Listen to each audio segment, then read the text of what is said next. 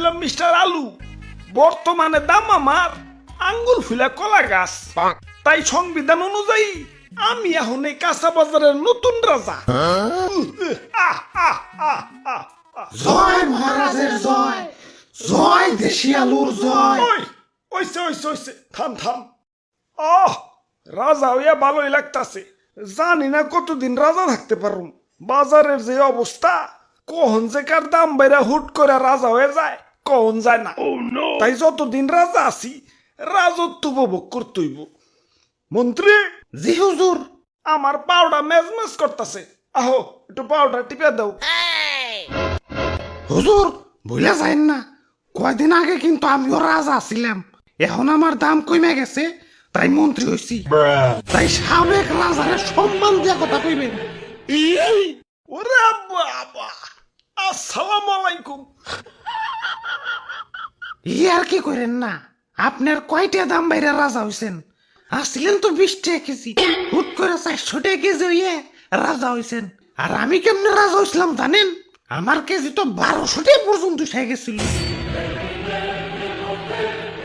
ওই তুই মুখে মুখে তর্ক করস, তোর বোটা কিন্তু টান দিয়া ছিড়া ফেলাম।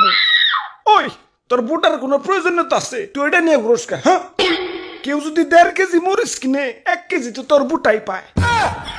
আমার রাজ্যের নিরীহ মানুষের তুই ঠকাস। ওই ওরে আমার রাজ্যের বাইরে ফেলে দেয়। যত বড় সাইজ না তত বড় কথা। হুজুর রাগ করেন না, জানেনই তো ছোট মরিচের জাল বেশি। মাফ করে দেন এবারকার মতো। আচ্ছা যা, তুই কই সোজ দে, হ্যাঁ মাফ করে দিলাম।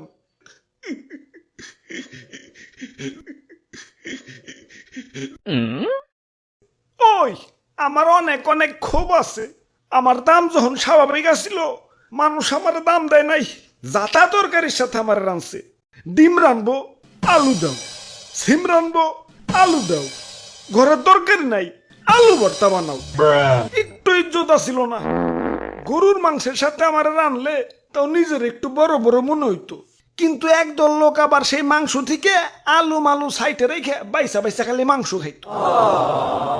এখন আমার সস্তা মনে করস ভালো কথা, এভাবে সাজিয়ে গুছিয়ে গরুর মাংসের সামনে আমার অপমান করার মানেটা কি? আমার কি কোনো আত্মসম্মান বোধ নাই? এখন দাম বাইরা রাজা হইছি, কিন্তু অতীত ভুলা যায় নাই। প্রতিশোধের লেলিহান অগ্নিশিখা এই রক্তে প্রবাহিত। যারা আমার দুঃসময়ে মাংসের তরকারি থেকে বাচ্চা বাচ্চা আমারে সরিয়ে রাখছে, আমার অপমান করছে, ওদের আমি কাছে পাইলে ইস কি যে করমু, ওদের আমি শুলে জনাবো। চুপ, এত কথা কিসের? এটা কাঁচা বাজার, মাছের বাজার না। এমনিতেই সকাল থেকে কাস্টমার পাইতেছি না। ওরে বাপুরে, কাস্টমার আইসা পড়ছি। দেও এক পা কাঁচা মরিচ দেও। খারাও কাঁচা মরিচ দিবে, মাগার বুটা ফালিয়ে।